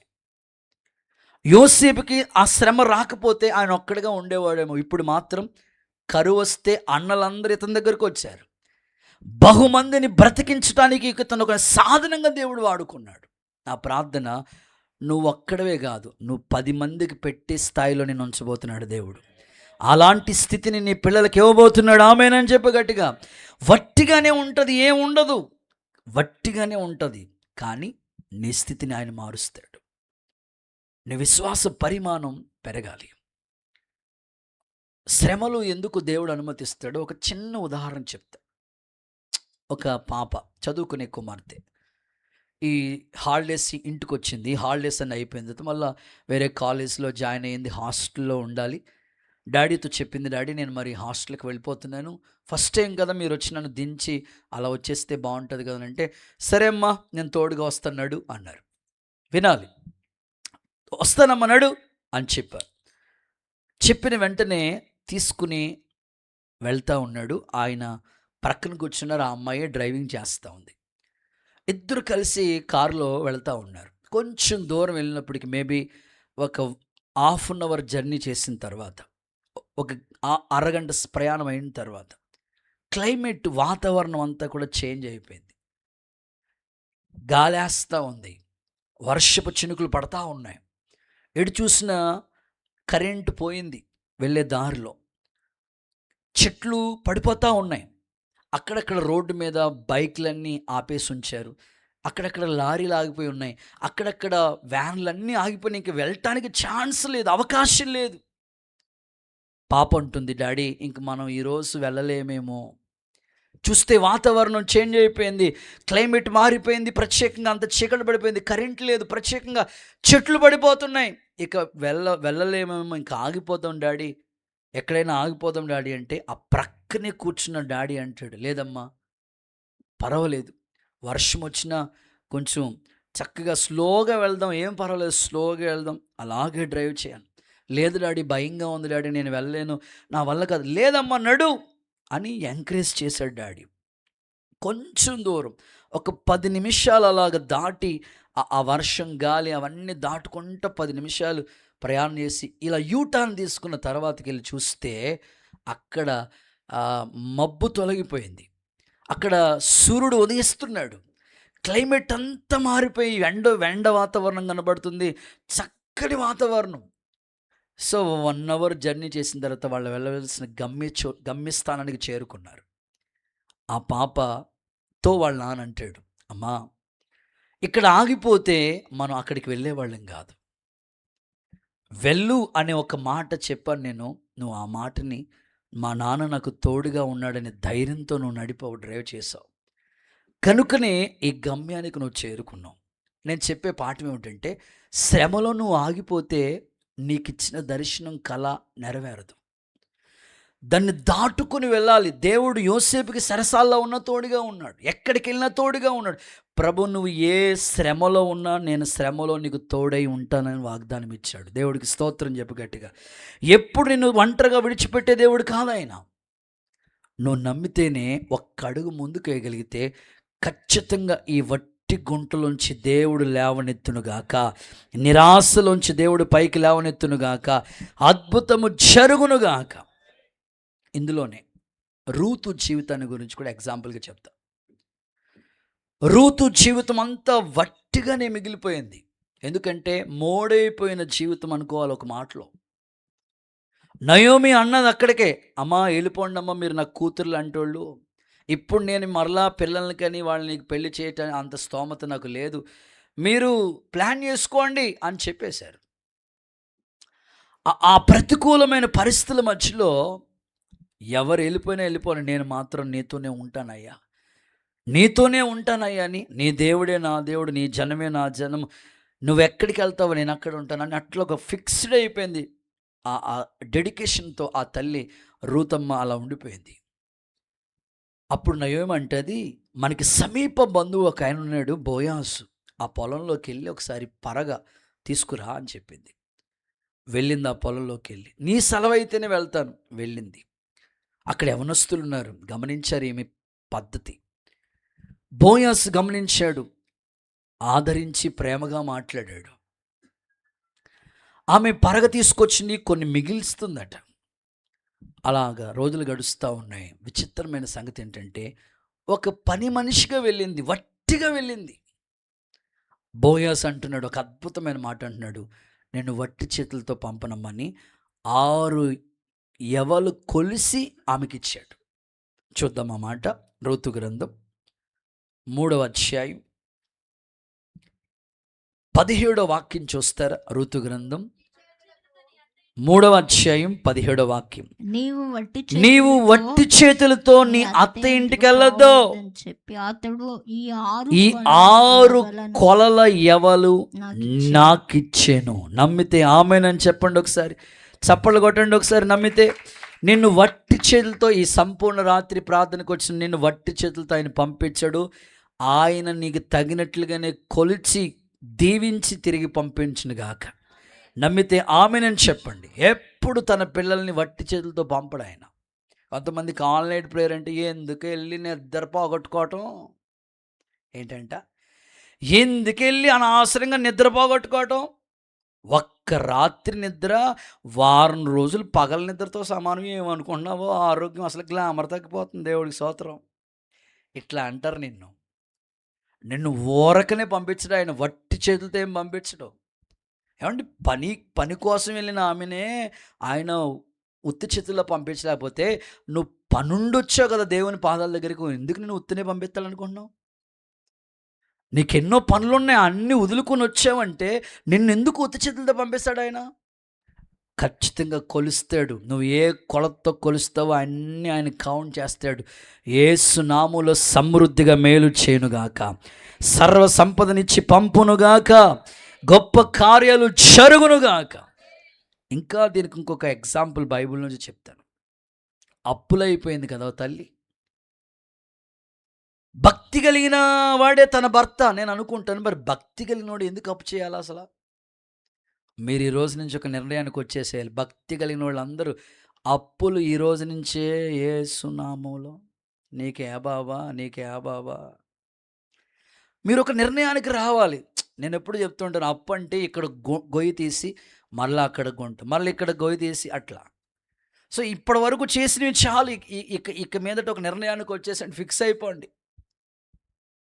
భక్తి కలిగినోడు ఎందుకు అప్పు చేయాలి? చేసినోడు బాగానే ఉన్నాడంటే సచ్చి ఊరుకున్నాడు. ఆ బాధ వెనకాల వాళ్ళ మీద పడ్డది, వాళ్ళ పిల్లల మీద పడ్డది. వచ్చి వాండర్ అంటాడు, పిల్లల్ని తీసుకెళ్ళిపోతాను అంటాడు. అప్పుడు ఆ సమస్య వచ్చినప్పుడు ఆ తల్లి ఎలీషా దగ్గరికి వచ్చింది. ఎలీషా దగ్గరికి వస్తే ఎలీషా దైవజనుడు, ప్రవక్త, చక్కని ఆలోచన చెప్తున్నాడు. అమ్మా, నీ దగ్గర ఏముంది? నిజంగా మన దగ్గర ఏదోటి ఉండాలండి. విశ్వాసం ఉంది అని చెప్పండి, ఆమెను చెప్పండి ఒకసారి. ఏదోటి ఉండాలి. దేవుని నమ్ముకున్న బిడ్డలకి విశ్వాసమో, ప్రార్థన జీవితమో, భక్తి ఏదోటి ఉంటే దేవుడు కార్యం చేస్తాడు. ఇప్పుడు మోషే దగ్గర చేతులు ఏముంది? కర్ర ఉంది. అలా సముద్రం మీద చాపమన్నాడు, అయిపోయింది. ఏదోటి ఇల్లు కట్టాలని ఎంతో కొంత చూసుకుని చేయ అన్నాడు దేవుడు. నీ దగ్గర ఏముందని అడుగుతుంటే నూనె కలిగిన కొండ ఒకటి ఉందని చెప్పింది. వెంటనే ఆ దైవజనుడు చెప్పాడు, ఇంటి పక్కోళ్ళు అక్కడికి ఇక్కడికి వెళ్ళి వట్టి పాత్రలు తీసుకురమ్మన్నాడు. చదువుతారు ఆ మాట ఒకసారి?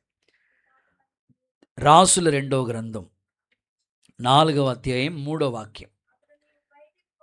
నువ్వు బయటకు వెళ్ళి ఇరుగు పొరుగు వారందరితో కూడా ఎన్ని వస్తాయో అన్ని ఖాళీ పాత్రలు, వట్టివే ఏమీ లేవు, వట్టివే తీసుకురా అన్నాడు. 7వ వచనం చదవక, 7వ వచనం చదవక. ఆమె దైవజనుడి దగ్గరకు వచ్చి సంగతి తెలియచేయగా అతడు పోయి అమ్మి అన్ని తీర్చేసుకో తల్లి, బంగారు తల్లి. దేవుడికి స్తోత్రం చెప్పండి ఒకసారి. చేతులెత్తి బిగ్గరగా ఆమేన్ చెప్పండి. సో నువ్వు ఒకవేళ వట్టి చేత్తో వచ్చేవేమో, దేవుడు నీకు ఒక చక్కని ఆలోచన చేస్తున్నాడు. నిన్ను నిండు కొండల వలె పంపడానికి ఆయన సమర్థుడే. హల్లెలూయా. ఇవి నా మాటలు కాదు, దేవుని మాట. నువ్వు నమ్మితే యేసు నామములో కార్యాలు జరుగునుగాక. గట్టిగా ఆమేన్ అని చెప్పండి. వట్టిదంటే చెప్తాను చూడండి. షాప్కి వెళ్ళాం, కూరగాయల కిలో ఎంత అన్నారు, చెప్పారు. బెండకాయలు, బీరకాయలు, ఉల్లిపాయలు ఎంత అన్నీ చెప్పేశారు. ఇంత ఇంత ఎంత. ఏమీ కొనకుండా వచ్చేసామనుకోండి, దాన్ని ఏమంటారు? వట్టిది. అది బట్టల షాప్ దగ్గరికి వెళ్ళి కొనేద్దాం అనుకు, మొత్తం సేరంతమ్మా, మొత్తం ప్యాంటు షర్టు అన్నీ అడిగేసాం, ఏమి కొనకుండా వచ్చేసామనుకో, వట్టిది. ఒకవేళ ఇంతకాలం నువ్వు వచ్చి వెళ్ళిపోవటం, వట్టి చేతు వెళ్ళిపోతానేమో. దేవుడి సంపూర్ణ రాత్రి ప్రార్థనలో నీ కొరకే ఈ మాటలు చెప్తున్నాడు. వట్టి కుండలతో వచ్చిన వాళ్ళని నిండు కుండలతో తిరిగి పంపించునుగాక. యేసు నామములో కార్యము జరుగునుగాక. C minor. ఖచ్చితంగా దేవుడు నీ జీవితంలో కార్యం చేస్తాడు. ఎందుకంటే నువ్వు తల్లి గర్భంలో ఉండగానే ఆయన కన్నులు నేను చూశాయి. ఆయన ఆ గుంటలో పడిపోయిన వ్యక్తిని అలాగే ఉంచలేదు, పైకి లేవనెత్తి అనేకుల్ని పోషించే వ్యక్తిగా మార్చాడు. నీ జీవితాన్ని, నీ పిల్లల జీవితాన్ని దేవుడు అద్భుతంగా నిండు కొండలుగా ఆశీర్వదించునుగాక. నీకు గోతులు తవ్విన వాళ్ళ మధ్యలోనే నువ్వు మంచి పునాదిని వేసుకుందువుగాక, సాక్షిగా బ్రతుకుదువుగాక. నన్ను చూచువాడా, నిత్యం కాచువాడా, పరిశోధించి చుట్టూ నన్ను ఆవరించావు. పాడదమా పాడదమా. శోధించి గట్టిగా చప్పట్లు, గట్టిగా చప్పట్లు. గట్టు నన్ను ఆవరించావు. కూర్చుండుట కూర్చుండుట బాగుగా అచ్చా బాగుగా. తలంపులు తలంపులు పూలు తపనయు అన్నీయు అన్నీ అన్నీయు ఎరిగి ఉన్నావు. గొప్ప ప్రణాళిక, గొప్ప ప్రణాళిక. పూలు తపనయు అన్నీయు నడచిన పాడుకున్నాను అయ్యా నీవెరిగి అయ్యా. నడచిన పాడుకున్నాను అయ్యా నీవెరిగి ఉన్నావు. ధన్యవాదం ధన్యవాదం యేసురాజా యేసురాజా. ధన్యవాదం ధన్యవాదం యేసురాజా. నన్ను చూచువడా నిత్యం కాచువా. నన్ను చూచువడా నిత్యం. పిండమునయుండగాని కన్నులకు మరుగై నేనుండలేదయ్యా. పాడదమా పాడదమా. పిండమునయుండగాని కన్నులకు మరుగై నేనుండలేదయ్యా. విచిత్రముగా నిర్మించి ఆశ్చర్యమే కలుగుచున్నది. విచిత్రముగా నిర్మించి ఆశ్చర్యమే. ధన్యవాదం యేసురాజా. ధన్యవాదం యేసురాజా. నన్ను చూచువడా నిత్యం కాచువడా. నన్ను చూచువడా నిత్యం కాచువా. హల్లెలూయా హల్లెలూయా. ఆయన నీ మీద కనుదృష్టి ఉంచి నీ స్థితిని గమనించి వట్టి చేతులతో వచ్చిన వాళ్ళని తిరిగి నిండు కుండలతో దీవించి పంపునుగాక.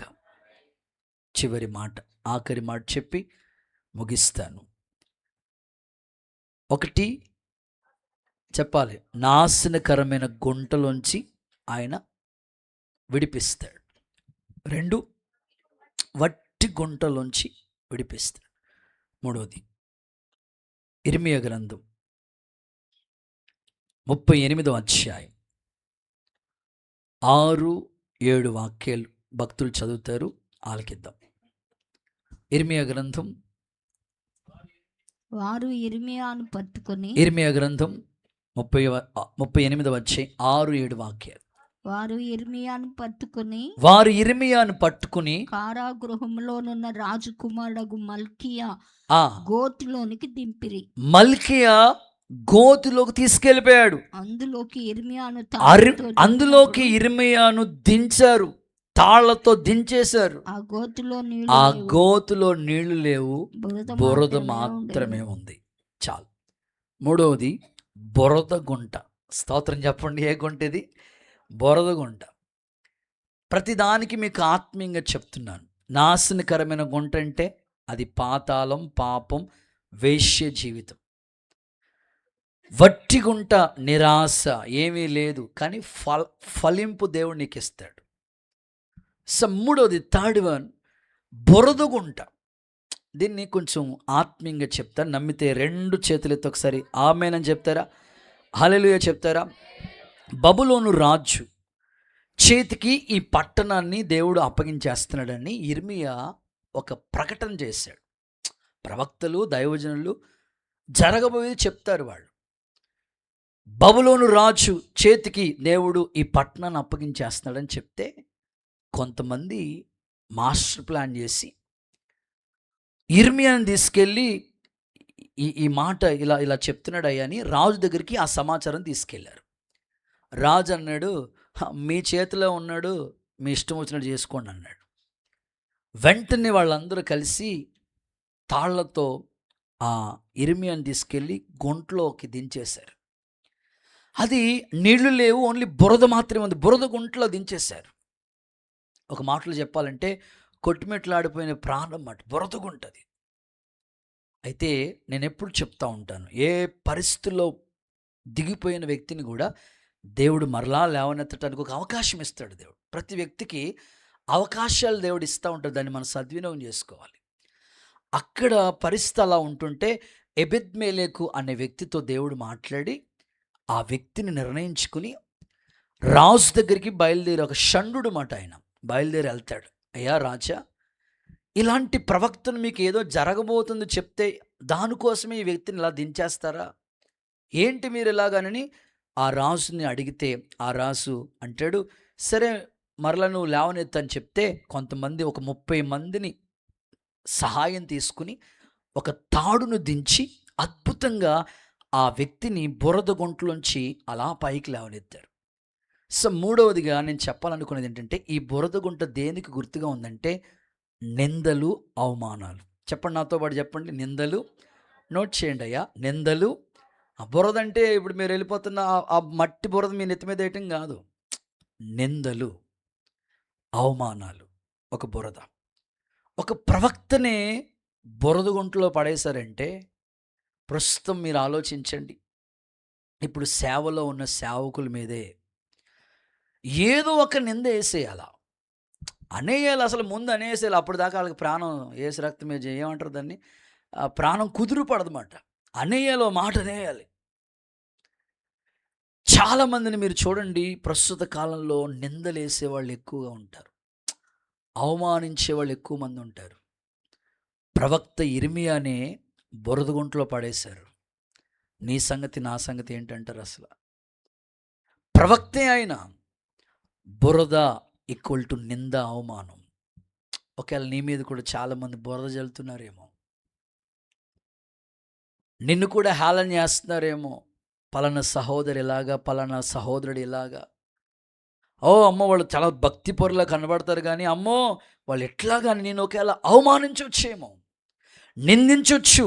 సో ప్రవక్త ఇర్మియాని నిందించారు, బురద చల్లారు, తీసుకెళ్ళి బురద గుంటలో పాడేశారు. అలాగ ఉంచాడా చెప్పండి దేవుడు? చెప్పండి, ఉంచాడా? 30 మందిని సహకారం లేపాడు కదా. నేను ఎప్పుడు జ్ఞాపకం చేసుకుంటాను, నింద 1 ఈక్వల్ టు 100. ఆమెను చెప్పండి ఒకసారి. నీకు ఏదైనా ఎవరైనా నిందిస్తున్నారంటే మీ అత్తగారు కానీ, మీ ఆడబడుసు కానీ, మీ తోడుకోడలు కానీ, మీకు ఇంకా పుట్టంతా ఉంటారు కదండి, ఎవరైనా కానివ్వండి, నిన్ను నిందించి మాట్లాడుతూ ఉంటుంటే నువ్వు ఒకటే గుర్తుపెట్టుకో, నింద నాకు భాగ్యంగా ఎంచుకోవాలంట. ఆమెను చెప్పండి. యేసయ్య చెప్పాడు, మీ మీద చెడ్డ మాటలల్లా పలికినప్పుడు మీరు ధన్యులు, సంతోషించి ఆనందించండి, పరలోకంలో మీ ఫలం అధికమవుతుంది. కొంతమంది ఏమంటారంటే, అయ్యగారు, అడో జాన్ వెస్లీ గారు, ఉన్న మాట అంటే భరిస్తానండి. అయ్య బాబు, అంతేనా? మీ ఫీలింగ్ ఎలా ఉంటుందో చెప్పండి. ఉన్న మాట అన్నారు అనుకోండి, నేను భరిస్తాను, నేను చేయకుండా ఏసు రక్తమే. ఎవరు భరిస్తారండి? ఇది మన ఫోకస్. దేవుడికి స్తోత్రం కలిగనుగా. కానీ ఇర్మియా అలా లేడు. అన్నవండి స్తోత్రం. మీ పక్కలు షేకండి, చెప్పండి, నీ మీద బురద జల్లుతున్నారా? మీ అమ్మతో చెప్పమ్మా, పర్లేదు, ఏం చేయట్టుకున్నది మాట్లాడండి అమ్మా. నీ మీద బురద జల్లుతున్నారా? నింద ఈక్వల్ టు 100. చప్పట్లు కొడుతూ సరే యేసయ్యకి మహిమ. సో అన్నేవండి, మాకు సేవలో ఇవన్నీ మాకు అలవాటే. ఎవరినైనా అనుకోండి, నేను అలా నవ్వి వెళ్ళిపోతూ ఉంటాను. అదొకటి ఇచ్చాడు యేసుప్రభు, దేవుడికి స్తోత్రం. ఎవరినైనా అనుకోండి. అప్పుడప్పుడు చెప్తుంటారు, అన్నయ్య మీకోసం అలా అనుకున్నారు. యేసుప్రభు అడిగారు కదా, నా గురించి ఏమనుకున్నారని ఆయన అడిగారు. ఆయన ఎవరు ఎన్నైనా అనుకోనివ్వండి, దేవుడు అనేవాడు ఉంటాడు, చూస్తాడు. నింద ఈక్వల్ టు 100. ఆమేన్. సో ప్రభు చెప్పాడంతే, మీరు ఆ మాటలు ధైర్యంగా తెచ్చుకోవాలి. వెంటనే ఆ స్థితిలోనే ఆ గుంటలోనే ఉంచలేదండి.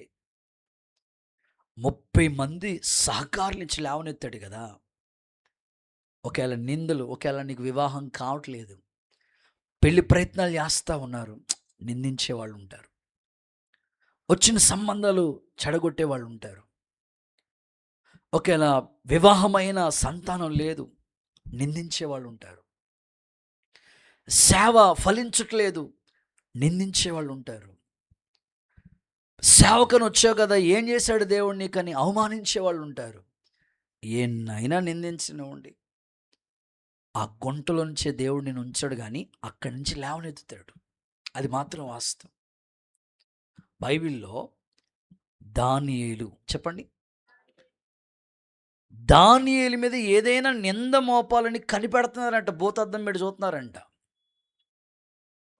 సంస్థానంలో ఒకవేళ మీరు ఉద్యోగం చేసే స్థలాల్లో, వ్యాపారం చేసే చోటు, మీరు పనిచేస్తున్న స్థలంలో మిమ్మల్ని నిందించడానికి ఎన్నో ప్రయత్నాలు చేయనివ్వండి, దేవుడు అలా ఉంచడు.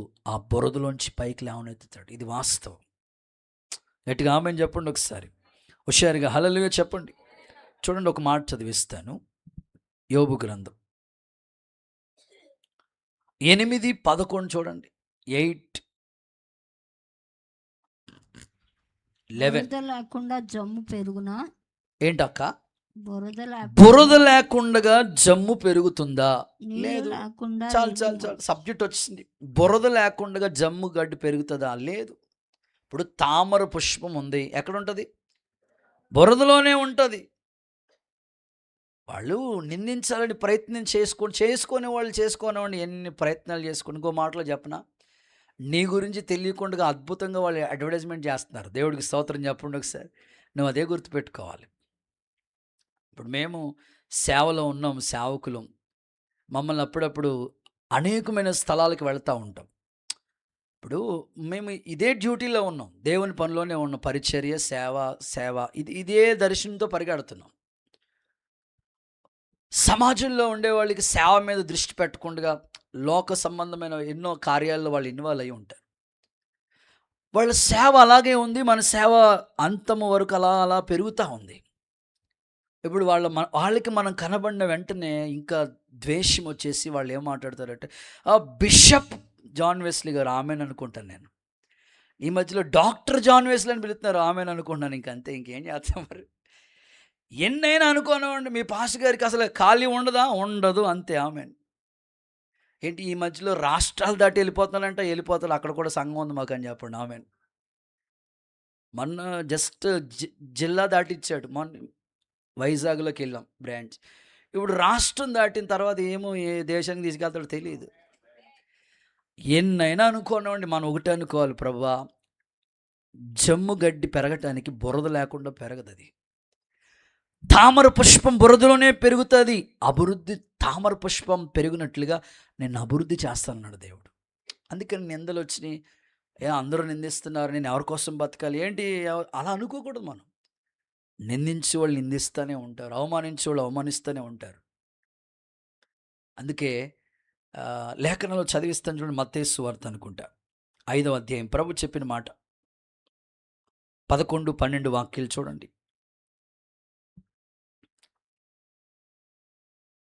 మత్తయి సువార్త 5:11-12. నా నిమిత్తం జనులు మిమ్మల్ని నిందించి హింసించి మీ మీద అబద్ధ మాటలు, అవేమి కరెక్ట్ మాటలు కాదు, అబద్ధంగా చెప్పుకునే వాళ్ళు ఎప్పుడు చెప్పుకుంటూ ఉంటారు. మీకు అడ్వర్టైజ్మెంట్ అద్భుతంగా రూపాయి లేకుండా అద్భుతంగా అడ్వర్టైజ్మెంట్ అయిపోతుంది మీకు. ఇప్పుడు మా పెద్ద పాస్టర్ గారు ఉండేవారు. పెద్ద పాస్టర్ గారు ఉన్నప్పుడు ఆయన్ని నిందించారంట. ఏమన్నారంటే, తుఫాన్ వచ్చిందన్నమాట 96 కన్నా ఇంకో ముందు ఎప్పుడు వచ్చింది అయ్య గారు తుఫాన్? పెద్దయ్య గారు 96 కన్నా ముందు ఎప్పుడు వచ్చింది తుఫాన్? తెలియదండి బాబు, మనకి అప్పుడు బతకలేదు, ఇంకా అప్పుడు పుట్టలేదండి. 96 కన్నా ముందు ఒకసారి తుఫాన్ వచ్చింది. ఆ సంవత్సరం పెద్దోళ్ళు తెలుస్తుంది. ఆ తుఫాన్కి పెద్ద భాష గారు చిన్న పాక వేసుకుని అక్కడ సేవ చేస్తూ ఉంటుంటే ఆ తుఫానుకి ఆ పెద్ద ఆయన చచ్చిపోయాడని అందరూ చెప్పుకుంటున్నారంట. అందులోనే చచ్చిపోయాడని అందరూ చూద్దామని వచ్చిన వాళ్ళ బతికే ఉన్నాడు. బతికే ఉంటే వచ్చిన వాళ్ళల్లా కానుకిచ్చేసి వెళ్ళిపోతున్నారంట. స్తోత్రం చెప్పండి. వీళ్ళ పబ్లిసిటీ చేయడం వల్ల వాళ్ళ కానుకలు వచ్చి ఆ కానుకతో పెద్ద చర్చి కట్టాడంట ఆయన. స్తోత్రం చెప్పండి. సో ఒకటే, ఎవరెన్ని అనుకుంటే అనుకున్నాడు అంతే. మీ పక్కలకి షేకండి చెప్పండి, ఎవరెన్ని అనుకున్నా ఎవరేమి అనుకున్నా గాని స్తుతించుట మానను. ఆమేన్ ఆమేన్ హల్లెలూయా. కాబట్టి నువ్వు ఒకటే గుర్తుపెట్టుకోవాలి. సో ఇప్పుడు సంఘ పరిచర్యలో ఉంటాం మేము. ప్రతి చోటుకి కూటాలు పెడతానికి వెళ్తూ ఉంటాం.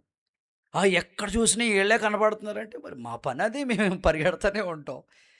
సో పని చేసుకుంటా పోతూ ఉంటుంటే దేవుడు జీతం ఇస్తూ ఉంటాడు, పరిచర్య జరుగుతూ ఉంటుంది. నిందించి వాళ్ళు నిందిస్తూనే ఉంటారు, అవమానించి వాళ్ళు అవమానిస్తూ ఉంటారు. అవన్నీ మనకి ఎదుగుదలకి పునాదులు ఇవి. సో మీకు ఇది కొత్తగా ఉందేమో కానీ మాకు ఇది అలవాటే, ఎక్స్పీరియన్సే. స్టార్టింగ్ నుంచి సేవలో ఇవన్నీ అనుభవాలే కాబట్టి చెప్తున్నాను. మిమ్మల్ని ఎవరు ఎన్నైనా అనుకోనండి, వాళ్ళకి కూడా మీరు వందనాలు చెప్పండి, స్తోత్రం చెప్పండి సార్ గట్టిగా హల్లెలూయా. ఇంకొకసారి ఏదైనా బలహీనత వచ్చింది అనుకో, ఏదైనా అనారోగ్యం అందుకే వచ్చింది ఆమేన్ అనుకోను అంతే. నిందిస్తూ ఉంటారు వాళ్ళు. దేవుడు మాత్రం ఆ నిందని అవమానానికి ప్రతిగా రెట్టింపు గణిస్తాడు. యేసు నామములో కృప విస్తరించునుగాక. గట్టిగా చెప్పండి ఆమేన్ అని చెప్పండి, గట్టిగా హల్లెలూయా. చూడండి కొరింథీయులకు రాసిన 2వ పత్రిక ముగింపులోకి వచ్చేసాను. 12వ అధ్యాయం 10వ వాక్యం చూడండి, ప్రార్థన చేసుకోబోతున్నాం. కొరింథీయులకు రాసిన 2వ పత్రిక 12:10. నేను ఎప్పుడు బలహీనుడునో అప్పుడే బలవంతుడు. నేను ఎప్పుడు బలహీనుడునో అప్పుడే బలవంతుడిని. క్రీస్తు నిమిత్తం నాకు కలిగిన బలహీనతలో, నిందలలో, ఇబ్బందుల్లో, హింసలలో, ఉపద్రవాల్లో, నిందల్లో, ఇబ్బందుల్లో, ఉపద్రవంలో సంతోషిస్తున్నాను. పౌలు గారు అంటారు, క్రీస్తు నిమిత్తం నాకు కలిగిన నిందలు ఉన్నాయి కదా, ఆ నిందల్లో నేనేమి డల్గా అవ్వట్లేదు. ఎవరైనా ఏదైనా చిన్న మాట అంటే మీ ఫీలింగ్ మారిపోతూ ఉంటుంది కదా. ఒక్కొక్కసారి ఎవరైనా ఏదైనా అన్నారనుకోండి, వెంటనే మీరు ఫీలింగ్ మార్చేసుకుంటారు. అస్సలు డోంట్ వరీ, తగ్గేదే లేదు. దేవుడికి స్తోత్రం కలుగును గాక. మీరు ఎవరైనా అనుకోనండి, నిందల్లో కూడా పౌలు గారు సంతోషించాడు కనుక 3 ఖండాలు దాటి పరిచర్య చేశాడు ఆయన. సో నీకు వస్తున్న నిందలు, అవమానాలు, ఆర్థికపరమైన ఇబ్బందుల్లో నలిగిపోతున్నావు, కానీ దేవుడు ఆ నిందల్లోనే నువ్వు నిలబడితే నేను సువర్ణంగా మారుస్తాడు ఆయన. ఆమేన్ హల్లెలూయా చెప్పండి హుషారుగా హల్లెలూయా. అందుకే మనం పాడుకుంటాం కదా, నిందలు అవమానాలు సహించుకుంటూ ఆశ్రయించాను. నిందలు అవమానాలు సహించుకుంటూ నీ రెక్కల నీడని ఆశ్రయించాను. నీ వాగ్దానాలను చేతపట్టి నీ వాగ్దానాలను చేతపట్టి నీ ముఖముపై దృష్టి ఉంచినానయ్యా. నీ ముఖముపై దృష్టి గట్టిగా అద్భుతం చేయమయ్యా నా జీవితంలో. నేనే నమ్మియున్నానేసయ్యా, అద్భుతం చేయమయ్యా నా జీవితంలో. నమ్మియున్నానేసయ్యా, నిన్నే నమ్ముకున్నాను. నీ వంటి వారు నిన్నే వాయించు. అందరూ చప్పలు కొడదాం ఒకసారి. నీ జీవితంలో ఈ రాత్రి అద్భుతంతో దేవుడు తిరిగి పంపించబోతున్నాడు. దేవుడే ఏదైనా చేయగలడు. తప్పక చేస్తాడు, తప్పక చేస్తాడు.